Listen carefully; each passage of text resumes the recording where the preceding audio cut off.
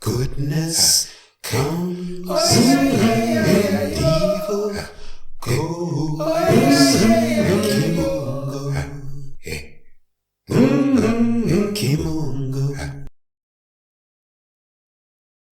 Kimunga Ukombozi, Kimunga Ukombozi, Kimunga Ukombozi, divine liberty, divine liberation, divine freedom, and all that will bring for African people wherever we happen to be on the face of this earth. Karibu, welcome. My name is Kwende, and today we're going to get into another important subject, and that subject is Garvey's words on the harmonious and complementary union between the African man and the African woman.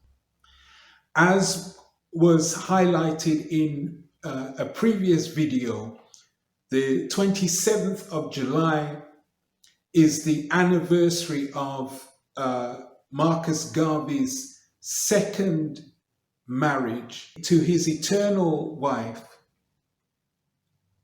Amy Jakes Garvey, having previously brought to a close by way of divorce, necessarily so, his first marriage. The 27th of July, that is something to celebrate, that is something to raise aloft and be proud of in the Garvey experience, indeed in the African world experience as a whole.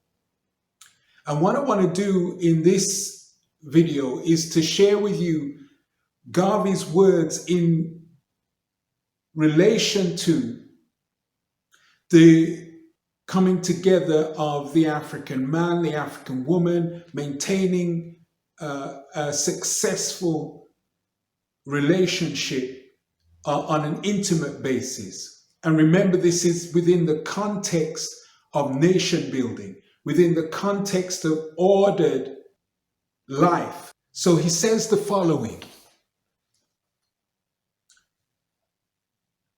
with the opposite sex, let your companionship be consistent and steady with one person. Don't run around with different people of the opposite sex. So he's really highlighting the need to have some behavioral standards in life and not to be loose with ourselves. Very, very important. Certainly that can have a detrimental effect should that take place and run rampant within the framework of African organs missioning for African ascension. He also says it is better to find the person with the majority of the qualities you like than to rush into loving for a minimum of those qualities.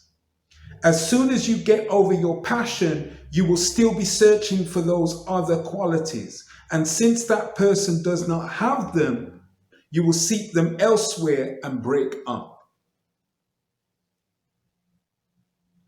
So it's very important then, he's suggesting that African souls take a little bit of time, at least, that there's some level of scrutiny in order for successful unions to flourish. He continues along this line of thought with the following quote.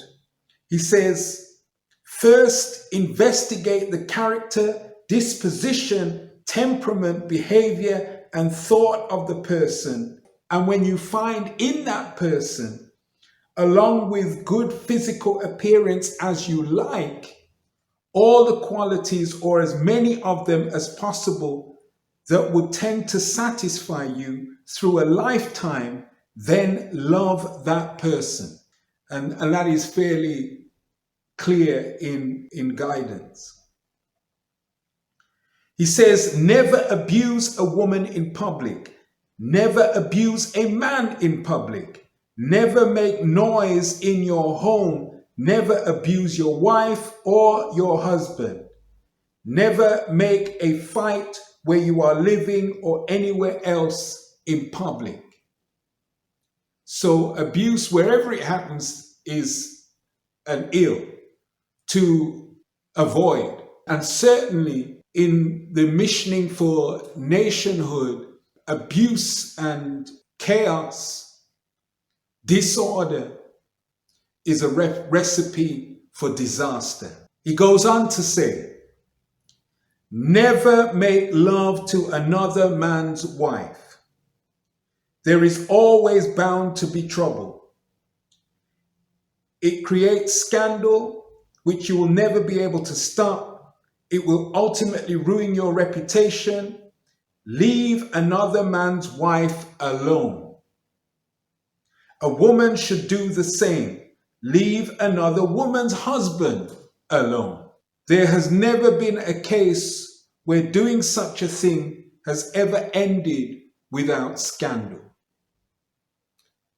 So these then are some words of guidance, words of wisdom shared by the supreme visionary Marcus Garvey in relation to the harmonious and complementary union between the African man and the African woman. And these were words that he shared with his potential officers of responsibility holding duty within the Garvey movement itself. So with that food for thought, and surely it is food for thought, Kimunga Ukumbozi, Kimunga Ukumbozi, Kimunga Ukumbozi, divine liberty, divine liberation, divine freedom, and all that that will bring for African people wherever we happen to be on the face of this earth.